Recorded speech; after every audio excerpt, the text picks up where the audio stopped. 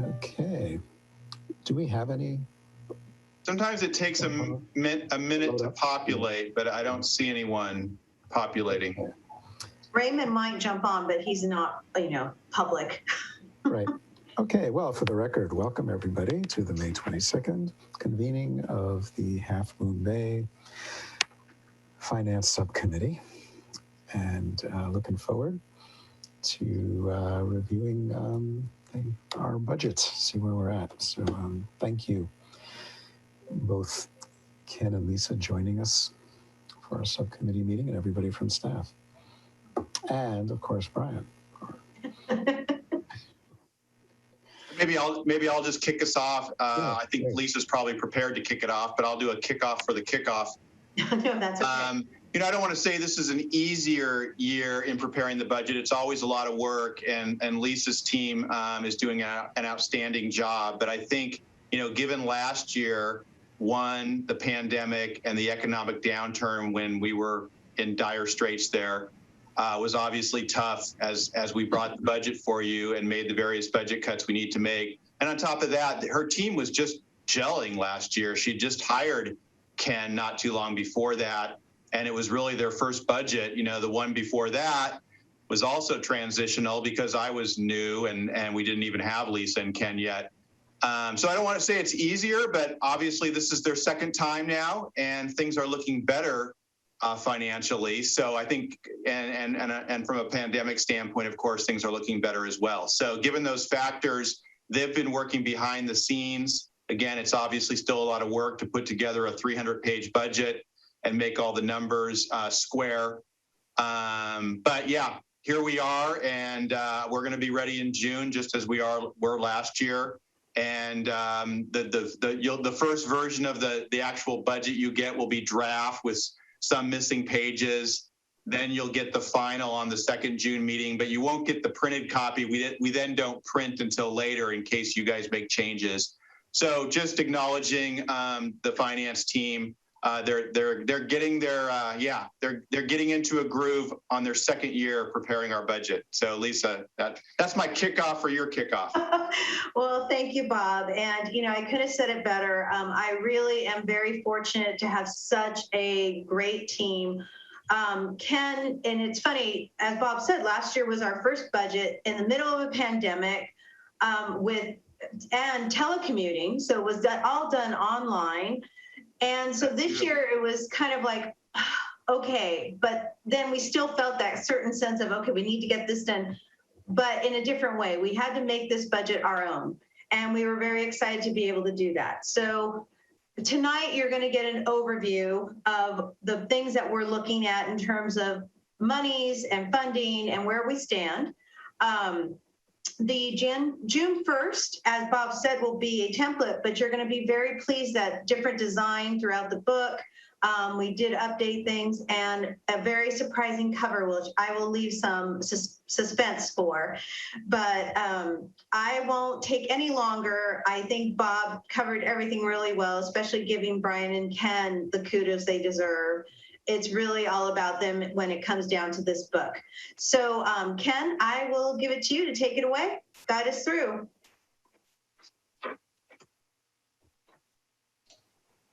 All right, thank you. Hello, Mr. Mayor and Madam Vice Mayor, Finance Committee. So today we have for you the proposed budget for next year, fiscal year 21-22. As you know, this item is brought to the Finance Committee as a preview, but also for any feedback and to answer any questions that you or a foreseeing council may have.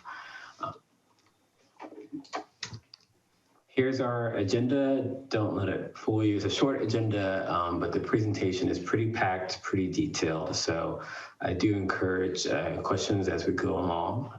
We'll be talking about revenues and expenditures, the capital improvement plan from a high level as far as how much money the general fund is sending, and then finally the financial outlook. Great. Starting with the revenues, here is a high-level summary with a comparison with our current budget, and I'm going to talk more about each of these categories. TOT our biggest revenue source. We're estimating about 6.2 million. And how that number came to be, we started with the assumption that our hotels would do roughly 75% of their business before COVID. And as a comparison, the last 6 months in 2020, they averaged around 68, 69% of their normal business. So we think 75 is an increase, but not too risky of a jump. We also reached out to other coastal cities like Pismo Beach, Morro Bay.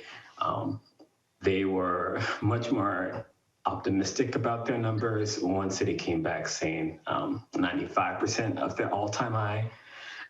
That's a little bit too risky. We also reached out to our TLT consultant.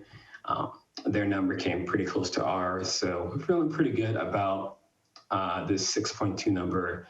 And it does include the 14% increase in the TOT rate. With property taxes, we think this is going to be 6.3 million, about a 1% increase. Property taxes in this category, there's a handful of things in here. Very generally, there's the tax on people that are already here, tax on people selling their home, vehicle license fees, and then educational property tax. The tax on the people here is increasing by about 2 to 3%. We've had pretty good growth in that category. That's just the biggest category. And the other categories that I mentioned, they're pretty stagnant, which is causing not much of a growth for the entire category, but we're still seeing some growth there. Sales tax, we estimate about 2.9 million, which is about a 14% decrease. We have a sales tax consultant that looks at what money is coming in, that looks at different changes that's happening at Sacramento, and they forecasted this out. We think this is a decent number as we've had pretty strong sales tax for this current year, even during the pandemic. So we think this is decent as things start to open back up. All of the revenues is a catch-all category for everything else, but what's really important here that we're going to talk much more about is the American Rescue Plan funding that's been granted by the federal government. We estimate that we're going to receive about 1.2 million, and that is in this category. And then that is bringing up the category up by about 18%, but we are going to talk about more about those funds and what we plan to use them for. Overall, general fund revenues are about 18.3 million, which is about a 26% increase from the prior year.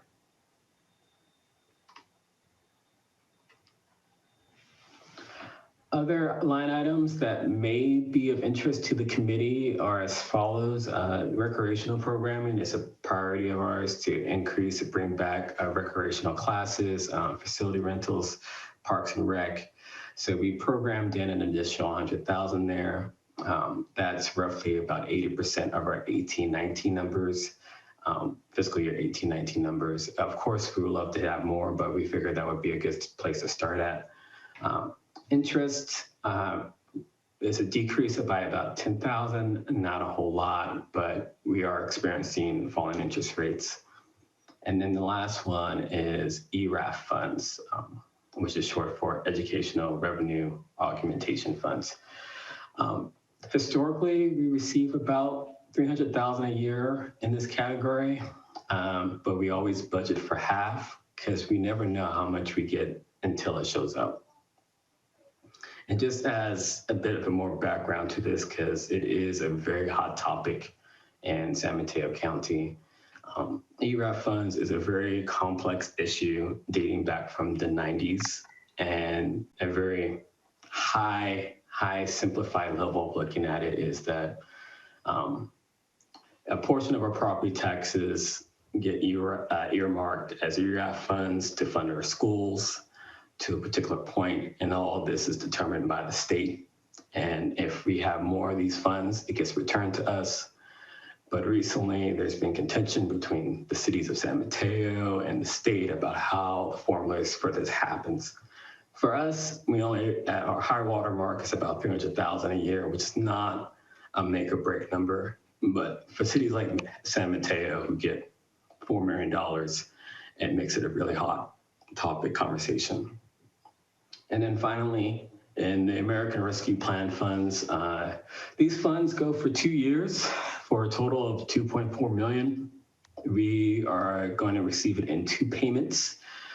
That's the last direction that we received from the Treasury about that. So for this coming year, it is estimated to be 1.2, and that is included in this budget.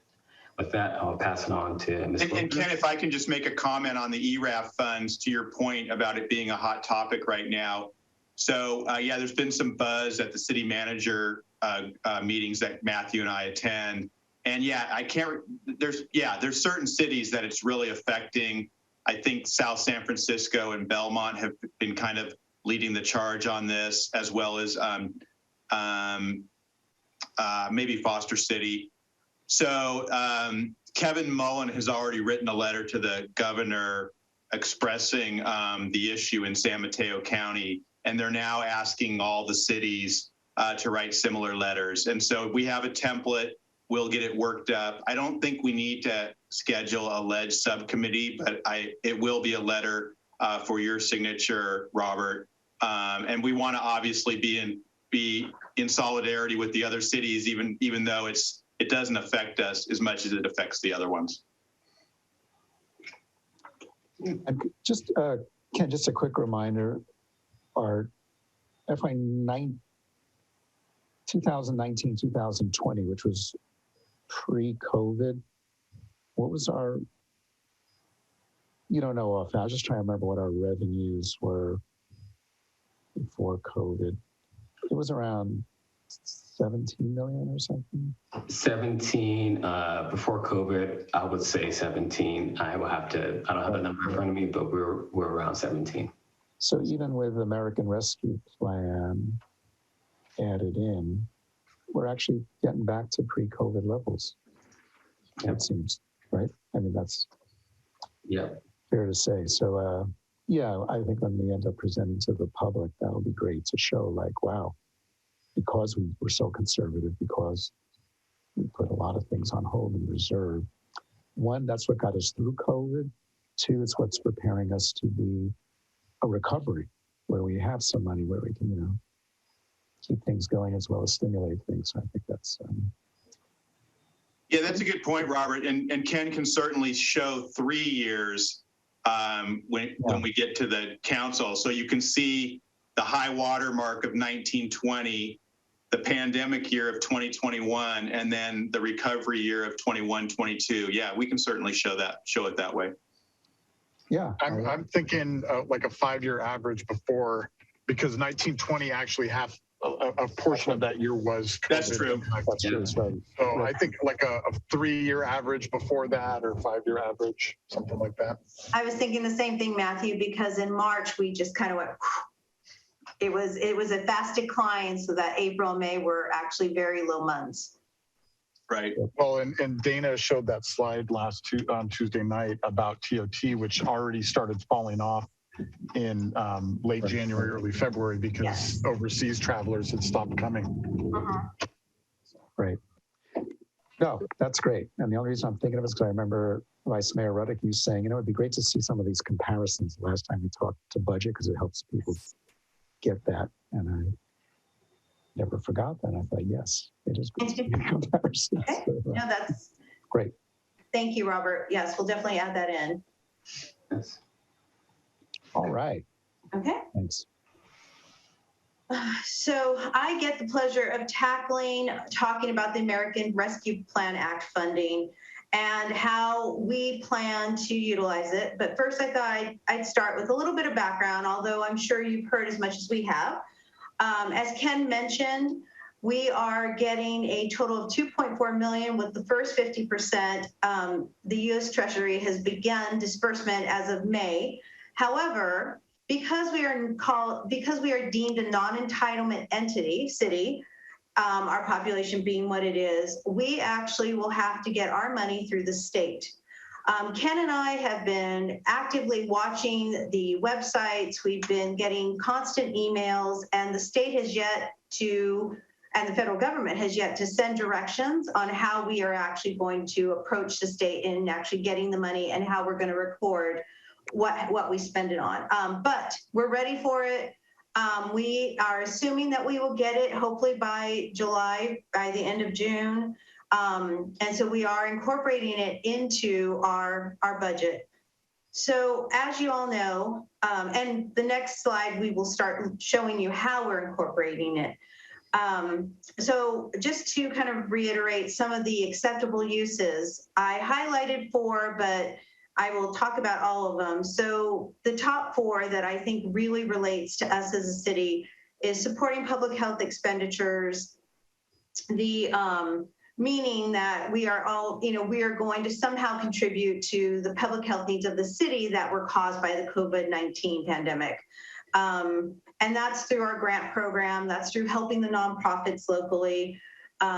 Also addressing negative economic impacts caused by the pandemic, which for us relates to bringing back a few of our laid off personnel. This also actually includes aid. Again, it also falls under the category of helping nonprofits deal with their recovery. Some of the restaurant grants that we donated to, we are in our way helping revive the economy. Our economic recovery groups are a big part of this. And so the funding that we're looking for that will actually fall under this umbrella. Again, serving the hardest hit communities and families, replacing lost public sector revenue. That's a big one for us, because as you will see in the next slide, we are looking to use this 1.2 million for the budget. And as Ken will show you throughout the slides, without it, we could potentially be headed into a deficit. Not a huge deficit, because as Robert noticed, we are doing much better. Our department heads have been great about, cutting where they can and being very mindful of how they're spending money. But the items that we are going to show you, we'd be pretty hard pressed to keep on our budget if we weren't getting this 1.2 million. And of course, sorry. No, I was just going to say in the other 2 areas, of course, are providing premium pay for essential workers and investing in water, sewer, and broadband infrastructure, which in the future, we might see some of those things maybe the next fiscal year, but in this fiscal year, these are the 4 areas that we're focusing on. No, I was just going to say again, when we're presenting to the public, when we say, we could have been in deficit, which is true, but that means with our fully funded reserves. Oh, yes. You know what I mean? And that's people hear the word deficit and they're saying, oh, right, we're in debt. Well, no, we might have had to dip into reserves. I think it's something to point out to those who are just coming into the budget process. We're familiar with it, but we'll make that clear. Yes. And Ken has a slide that shows our reserves towards the end, so you'll see that. We'll make it clear. And that's a very good point. There is a difference between deficit and debt. And I think, right. Thank you. That's duly noted. I will make sure that if I do mention that again, that it's very clear that we won't be in debt. We would just have to dip into our reserves. Right. Because I remember, not too long ago, we had that sort of confusion around what is a deferred payment versus a default. Mm-hmm. I just know those words. Yes, no, thank you. Sometimes. And I will just note that, bullet point number 4 is obviously the catch-all. Yeah. Most cities are looking at bullet point number 4, and it basically gives us essentially free rein to spend it on anything. If you can show that you lost that much revenue, and of course, almost all cities did. Yes, right. And there is a formula that we will be given to show the loss of revenue, which we're pretty confident we can actually show a strong loss of revenue with our TOT and how it went down. Just to mention, we are not allowed to use this to fund any debt service or legal settlements or judgments. We're also not allowed to use it to reinforce our reserve. Or pension. Or pension. Yes, sorry, that was the first And one. no reserve too. There were some cities that were looking to just slug it into their reserves, and they came out with guidelines saying you couldn't do that. So our dependency on TOT has turned out to have the ultimate silver lining in this situation. That's a great way of looking at it, but yes. Yeah, I mean, because, Okay, so yeah, Ken, if you want okay. to move. Okay, so here is an example for you. It's a very specific example of how we plan to spend the American Rescue and how we plugged it into our budget. So as you will see, I think the city manager's office / recreation community service, because most of our economic recovery programs are coming out of this office and our Parks and Rec is under the city manager's umbrella, a lot of the monies are focused in this one area. They're very specific. And, you know, we've already started working towards a lot of these things, even though this is next year's budget. So I won't go through the list because it's up on the board. But if you have any questions about any of the items, administrative services, I do want to talk a little bit about the HR consultant. Although we will be bringing back 2 positions in the next budget, or we're asking to bring back 2 positions, HR analyst is not one of them. And however, I've discovered in the last year being the HR director on top of administrative services director, I've let a couple things, not huge things, but I found that a couple things needed my assistance and direction where it would have been helpful to have somebody else helping. And as you know, I do already have somebody helping me with negotiations. So this actually just adds money to my budget so that I can bring somebody in to help with the more important HR related items, because that is definitely not an area we want to drop the ball on. Public Works, you know, things are beefing up. So inspections are going up. We'd like to restore the hours that we took away during COVID, as well as the maintenance worker that we did add back. We're again adding, because it was an add-in during last year, we have to fully fund the position going forward in this next budget. And of course, the maintenance assistant, which will be a necessity this summer as people are still looking to get out and come out and see us in Half Moon Bay. Lisa, can I ask you an HR question here? Yes. In terms of keeping flexibility, both with budget pieces and also negotiations on certain positions later on. Something to also consider is, you know, let's say we bring back a rec leader position or whatever. They could be brought back as, you know, let's say a 1 or 2 year contract, with the understanding that, you know, assuming budgets are okay, you know, we could extend, you know, with benefits and all that stuff. But just something to consider if, you know, you feel there's any. Well, you know, San Mateo County was actually one of the leaders in that. They actually began using, oh gosh, Matthew, help me, what were they called? And if they lasted 3 years and they were made into a permanent employee, because that meant the budget could afford them, that is definitely something we can look at down the road. It would definitely entail working with Local 39 and RMT and drafting that, but I will put that on my list, Robert, because it's not a bad idea, especially with special projects and things that we work on. You know, having, you know, when we do start our big broadband project, I'm being facetious because Brian's on the line, but, you know, having a temporary or a worker come in for a special project is not a bad idea. So, and they'd be positions with benefits, and yes, make them 2 years to make it attractive in terms of recruitment. So you wouldn't, you know. The only concern I would have is retirement, but go ahead, Matthew. So at the county, they were called term positions, and there was heavy negotiation with the unions, but they had their own category of benefits. The retirement was done more like a 401k, like a 437 or something. Okay. And then, but it was very strict. You couldn't extend them. They had to, after 3 years, they had to go to a full-time position, you know, already set up, or they had to find a new job. So, you know, and we could negotiate something different. That's just where they landed with their unions. So, Right. We could try to do something like I'm that. not And they're implying great. I'm not implying any direction whatsoever. I was just curious Oh, no. if No, that that's gives actually a good flexibility. suggestion. And I trust your judgments on what's the best option. And it's nice that we have a model when and if we're ready to actually pursue something like that, because I think the county was successful with it. Okay. There's also other rules that make it a little tricky. The federal rules of what the definition of a contractor is, and so you have to be careful there, as Lisa mentioned about pension, because if you're calling them a contractor but you're really treating them like an employee, that's a no-no. Yeah, term is much better word actually. Once Yes. you said that, I realize that is the better term of art, not contract. So Yep. appreciate that. Great, thanks. Okay, well, we're not done. We have a couple more. I know. No, I mean in the terms of the rescue plan money. So Ken, can you forward, please?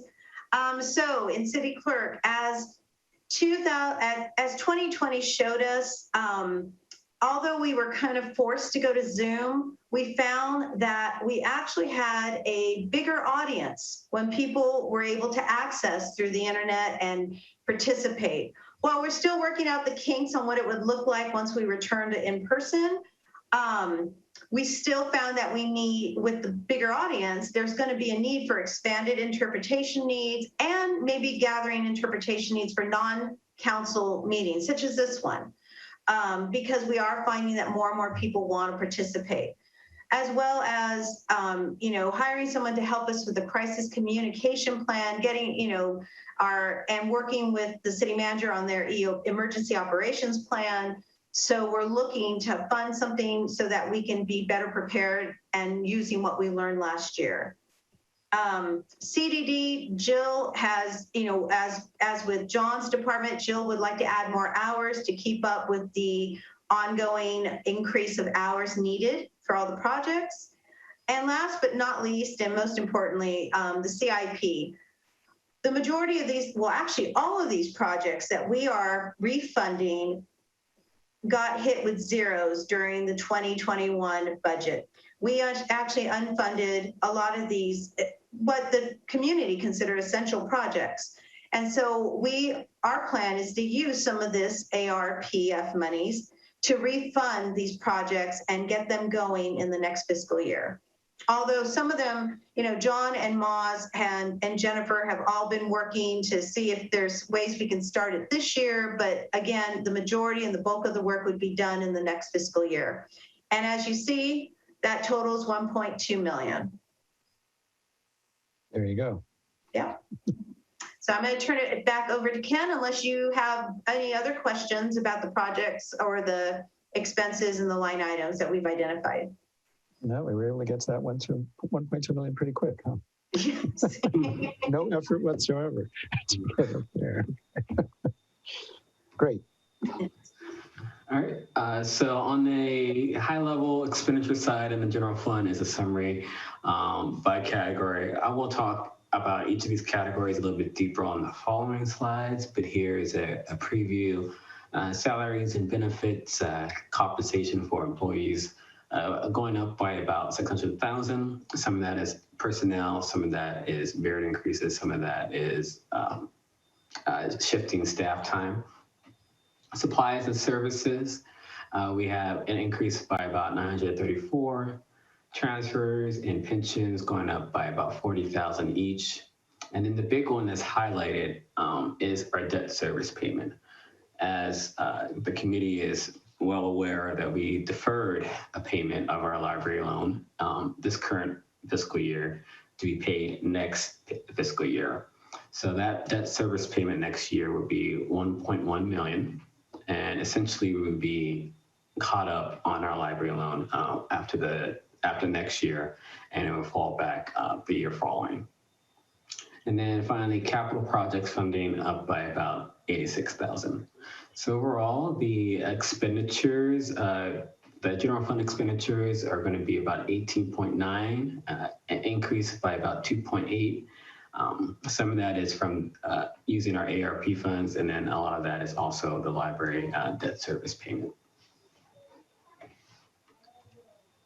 So with salaries and benefits, As I mentioned previously, we have 2 full-time personnel we would like to add. The accounting technician, this is a position that we lost during fiscal year 2019 and 2020, and the recreation leader.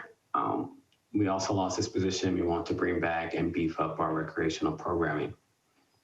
We also have part-time staff, the seasonal maintenance worker or the maintenance assistants, and also an intern that's included in that increased number. And then finally, additional personnel costs that happen every year, AKA merit increases. And Ken, if I could just make a comment on the recommended 2 positions, the account tech and the rec leader. So just as you recall, last year, we laid off 6 positions, and mid-year we brought back the maintenance worker. So now we're down to 5. So then these 2 are our next recommendation of the ones that were laid off. So that still leaves 3 if you want to go back to where we were. And those 3 would be the HR analyst that Lisa mentioned, that will be vacant. Another maintenance worker would still be vacant. And the assistant, the executive assistant that served me would still be vacant. So obviously we would have liked to have brought back all 5 positions. Financially, we just weren't there to do that. But this is the 2 that we're recommending. And just to make a point on the accounting technician, it looks like Lisa's getting a full position, which she is, but she's really only getting a net half a position because her and I have made a deal. And she has an assistant, Maggie, who starting July 1st is going to split her time 20 hours for Lisa, and she's going to start working 20 hours for the city manager's office. So that's how we're kind of bridging that gap. Matthew and I do need the support, and as we start to open up, it's going to be great to have that. And Maggie's just been a great employee since Lisa hired her a little over a year ago. Sounds great. For supplies and services, the total is about 8.7 million, up by about 933,000.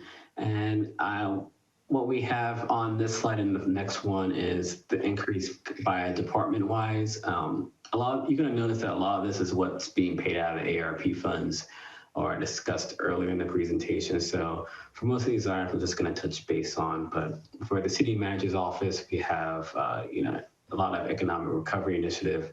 I do want to highlight the emergency operations planning consultant. This is a priority of council that we have funded in this department. City clerk and communications, the branding and crisis consultant, as mentioned earlier. Public works. So could I just ask a quick question here? So what is the branding and crisis communications consultant? What will they be doing exactly? Matthew, is that a question for you, or do you want me to start? It's actually, I think it's 2 different people. It is. Because the crisis consultant actually is a piece of what we'll be funding out of the emergency prep budget to help us finalize the EOP. A big portion of the remaining EOP is the emergency communications. And so we would be working with the clerk's office to bring in 1 consultant to cover both the general emergency preparedness, but emergency operations plan and the crisis communications piece. Exactly. It's 1 consultant, but we split the budget between the 2 departments. Maybe easier for the next draft to list that as 1 consultant and then have the 2 bullets under that. Good point. Might be just easier for other folks to get that, so that'd be great. Go ahead, Matthew.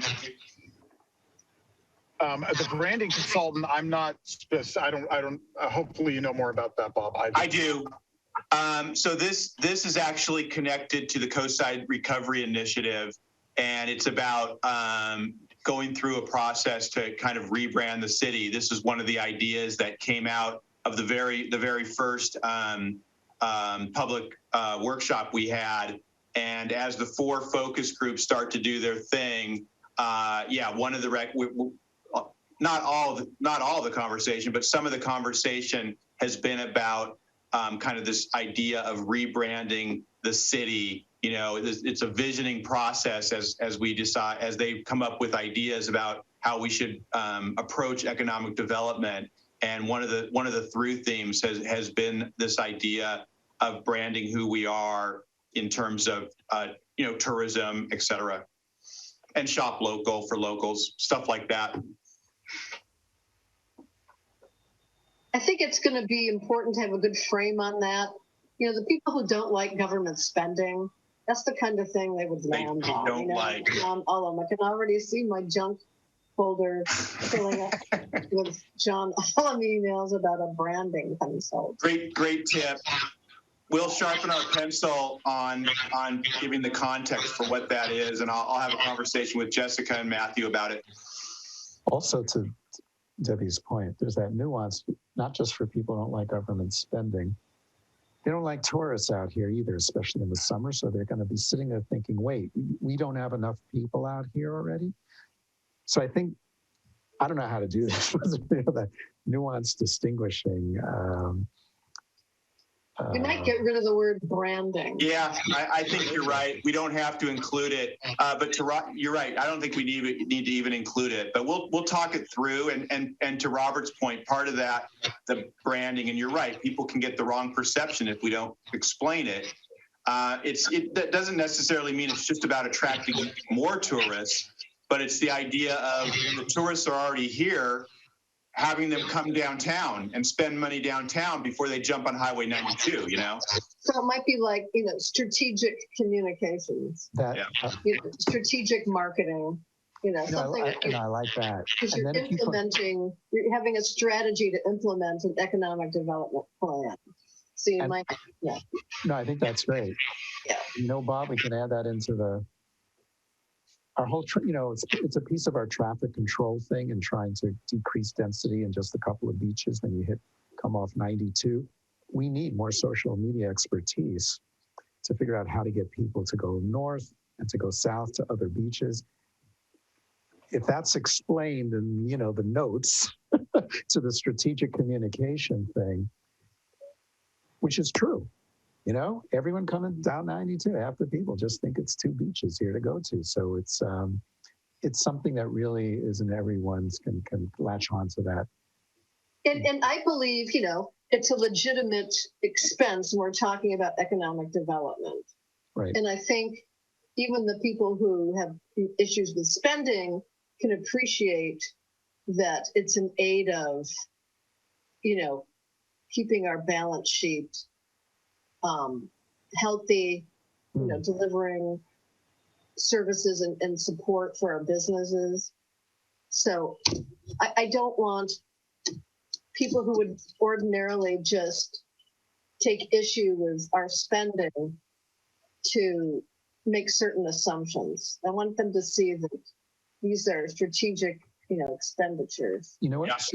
And strategic's also the perfect word, because you could put in under there, since you're hiring a crisis consultant to get our emergency ops plan together, we will need a strategic communications. It's one thing to put a plan in, it's change management.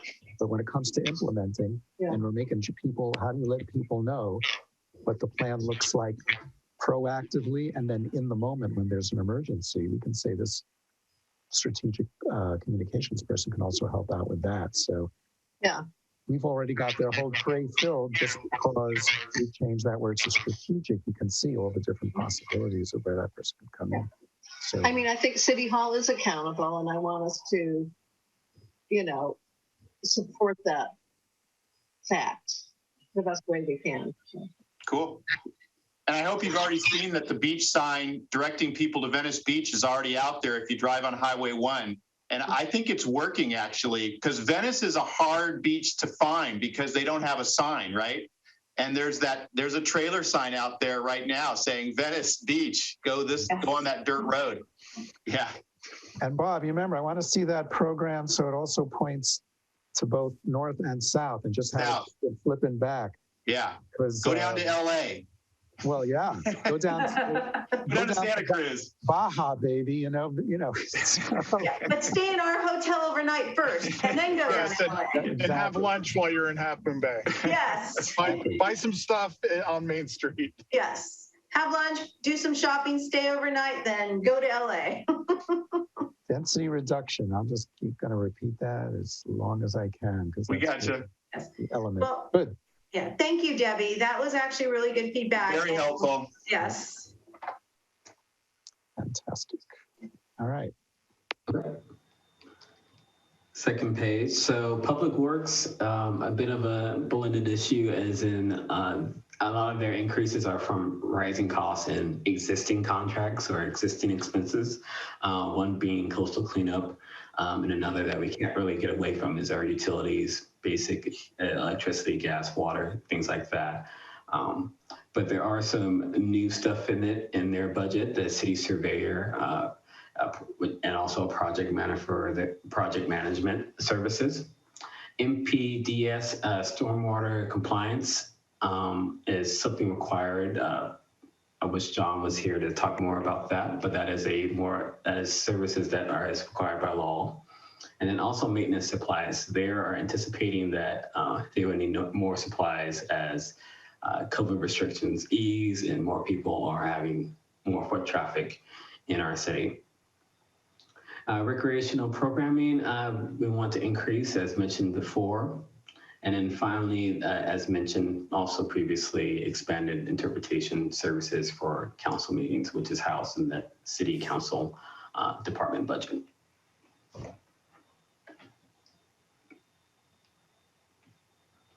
Here are all the expenditures broken down by department.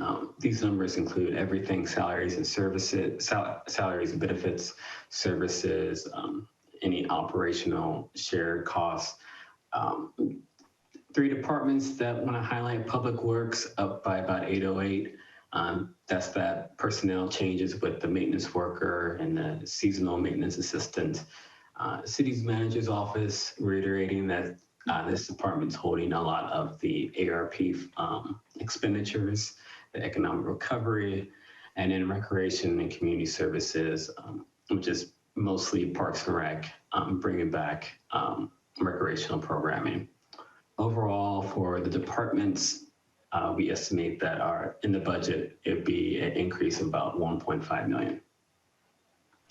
You know, I do want to add that I mentioned earlier that the department heads did such a fantastic job with their budgets. And the fact that we've only increased 12%, I know 1.5 seems like a lot, but the department heads were very mindful of their budgets. And they increased where necessity, there's not a lot of fluff in our budgets.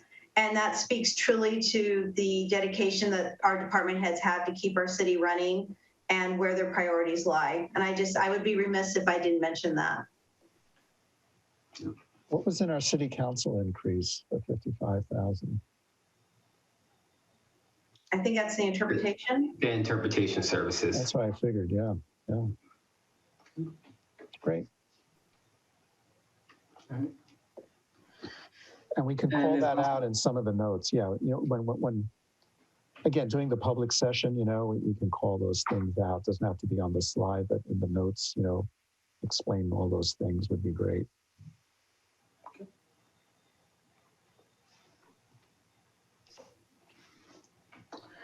There are other expenditures that happen in the general fund.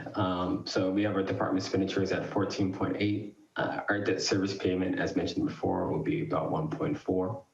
This includes the library double payment, but also Stone Pine, the debt service payment for that. Mm-hmm. Our pension will be about $1,040,000. The total will be about 17.2 million for operating expenditures.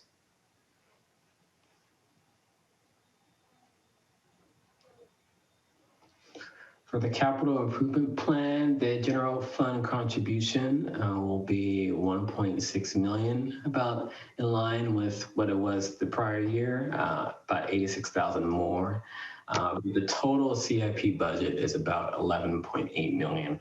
Pretty big discrepancy. The reason for that is a lot of that is sewer. Sewer projects are funded by enterprise funds, but also special revenues such as gas tax, Measure A, Measure W, or any grants that are awarded. We try our best to search those sources first before we ask the general fund to fund these projects.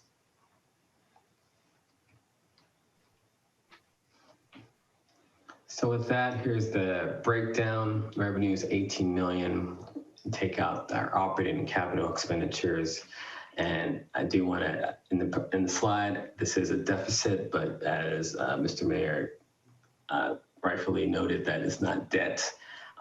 It is a deficit, meaning that our expenditures are more than our revenues, but we are dipping into our unassigned fund balances, also known as savings.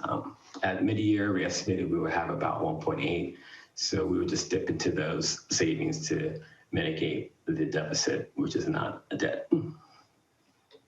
And Ken, please explain that very clearly and slowly in a public hearing, because we just get Agreed. I think it's also always important when you show a slide like this and you get down to that bottom line, Ken, to remind the public that by law, we must have a balanced budget.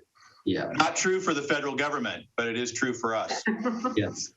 We do not have a money printer. We have to have a balanced budget. Great. So here's the financial outlook. At the revised mid-year, we estimated that we would have an unassigned fund balance or savings of 1.8 million. Considering what we budgeted for our revenues and minus out our expenditures, we're going to have unassigned fund balance of 76,000. You may jump at the big difference in our savings coming down, but as mentioned on the previous slide, a portion of that is going to meet our deficit at about 600,000, and then the remainder, a big chunk of that, is going to go into our reserves. So the good thing about it is that our reserves are going to go from 7.2 to 8.6 and still be 50% fully funded. And again, that is definitely worth repeating when you present it. I mean, our own former council members didn't always quite get all that. So I'm just saying the public, it can be hard to always get that. It could be pretty confusing. So yeah. Wow, down from 1.8 to 76, forgetting that right above it, it shows how much is going to reserves, for example. Yes, our reserves are jumping by 1.4 million to meet that 50% threshold. And yeah, reserves are critical. Every year we don't know what Mother Nature will bring in and all sorts of emergencies. So that's why we have it there. Just have to sometimes remind folks, especially, it's June, what storms, what are they talking about? Just have people have the big view long term. Great, that's fantastic. These are great slides, Ken and Lisa, I really appreciate it. Thank you. And with that, we start looking further ahead with the 5-year forecast. Now, this is pretty much a requirement with municipality budgeting. It's a best practice tool to gauge the future, plan ahead, and potentially adjust. Unfortunately, when I made these slides, I used the word deficits a lot, but I do want to remind the public that $8.6 million in reserves. This forecast is based on generic assumptions, known future costs such as our pension and historical information. The forecast pretty much says if we were to tread water, do exactly what we've been doing, don't add, don't take away, what would that look like? And what that looks like currently is that we have potential deficits in future years, which means we would have to dip into our savings, either those unassigned fund balances or our reserves. Go to the chart. So this is the chart that our version of it will be printed in the budget book. The blue line is our revenue. The red line is our expenditures. The expenditures are slightly higher than our revenues, and you can see by how much higher they are on the table below. So in this current fiscal year, we will have about $600,000 that we have to dip into our unassigned fund balance to mitigate. Next year, about 50,000, and then years thereafter would be about anywhere between 200 and 400,000. But again, this is not a plan, and council knows this, but for the public, this is not a plan, but merely a tool to see if we were not to change anything, would anything catastrophic happen? And the answer is no, we would be okay. The deficits are manageable. But on the flip side, it just shows that we would have to be more careful about adding permanent extended expenditures that are ongoing for multiple years. Overall, this is pretty manageable. And another important thing to note is that there are 5 future budget processes in this forecast that aren't shown here. So at mid-year, we'll adjust, that would change this chart. And then we'll have another budget process that would change this chart. And, you know, I would like to really work on this slide, especially Lisa, Bob, Ken, because there's quite a few things here that it includes now, potentially, and I'd have to understand more, but, you know, crossing over 2 fiscal years here, we're putting in $500,000 into community grants because of the emergency of COVID, right? I mean, I don't think we'll be continuing that at that level after recovery. There's a number of things and TOT, you know, we have it could be fantastic, you know, after recovery beyond our expectations. So, and as you say, worst case, if everything didn't change, it's not that terrible. But there's a lot of things that we probably won't have same expenditures necessarily that we do now. So does that make sense that It does. We point those things out? Is it worth it, or are there? Well, it actually does not hurt to mention all those things. As Ken mentioned, that is why mid-year is such an important budget item for us, because as with last year, we came back to you saying, okay, we were very conservative. We need to readjust our numbers because we did a little bit better than we suspected. And mid-year next year, we suspect we may be coming back to you again, and this chart will change. Yeah.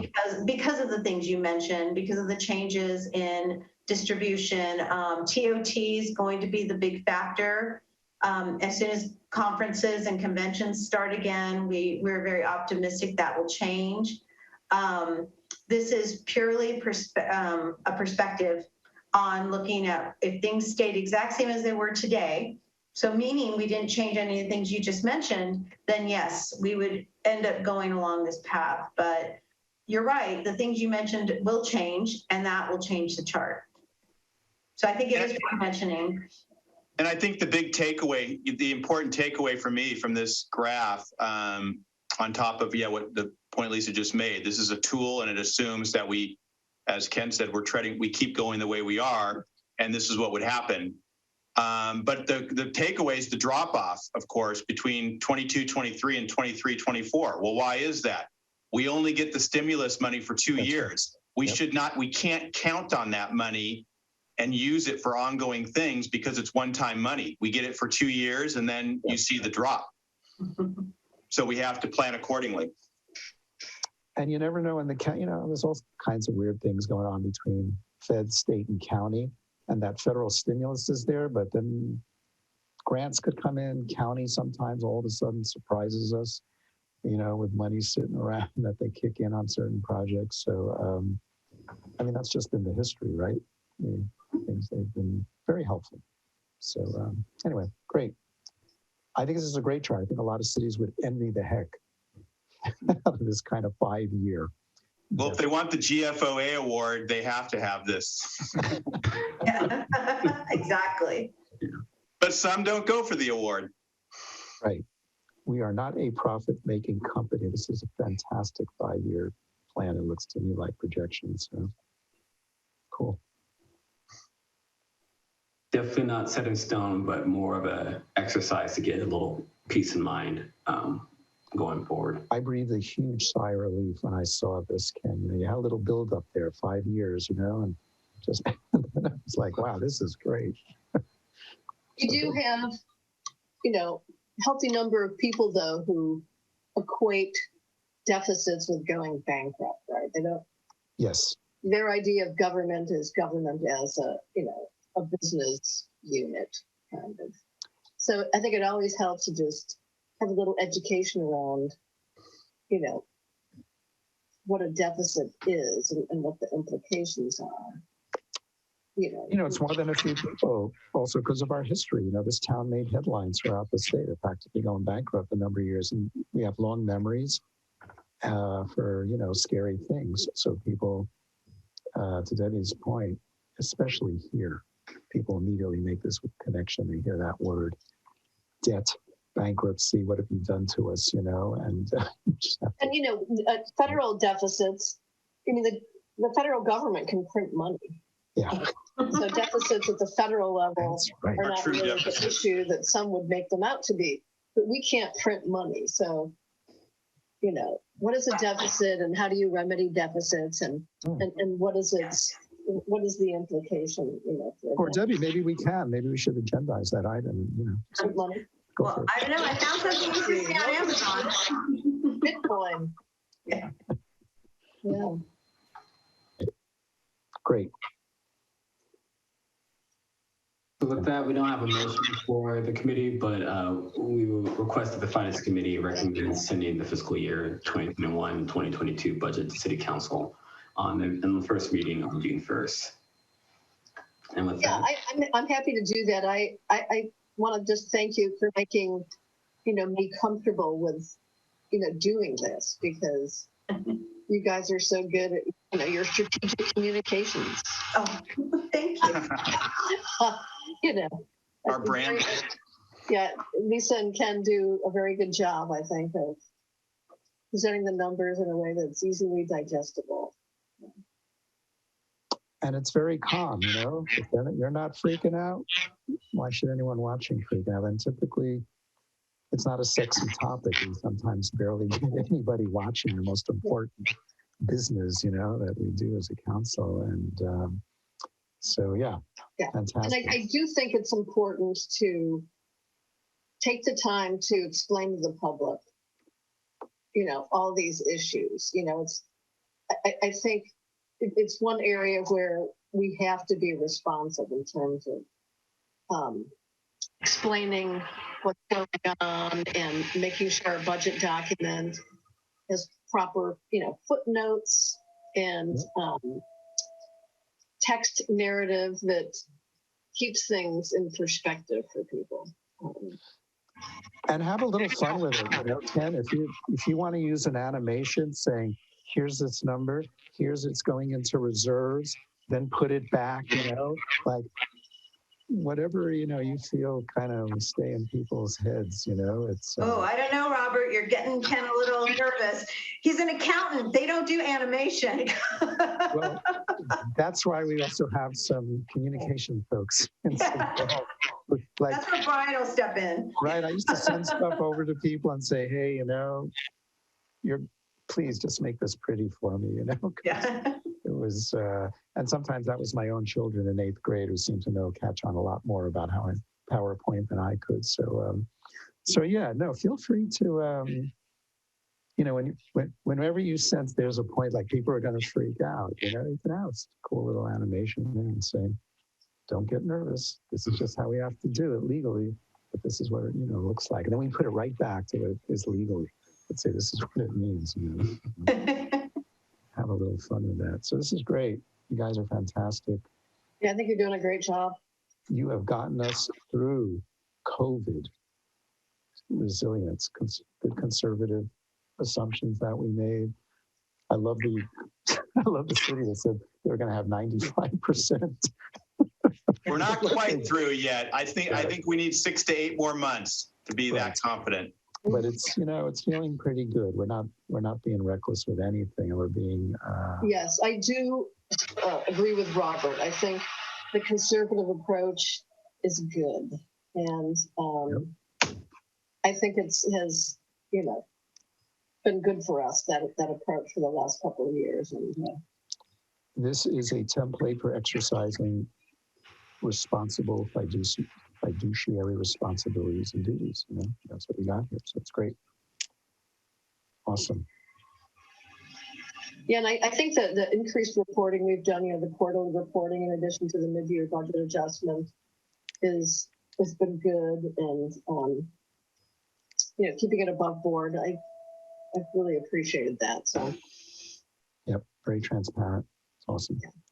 And, you know, we won't go into detail today, but actually we probably should include it in our budget presentation, but we are working with, I'm sorry, Brian, OpenGov?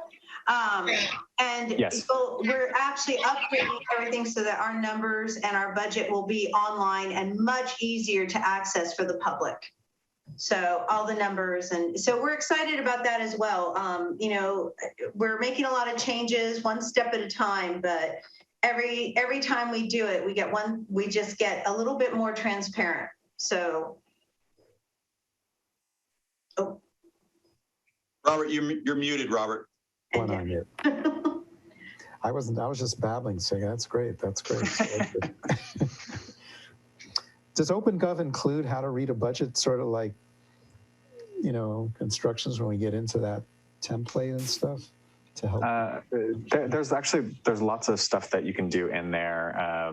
Not necessarily any like tutorials and stuff like that, but we can set that type of stuff up. And then generally it just really provides like a really user-friendly interface to be able to access stuff on demand, you know, very easily. So they'd be able to potentially see our budget up to the minute, or at least up to that month, whatever was loaded in the system. So it's pretty cool. No, that's fantastic.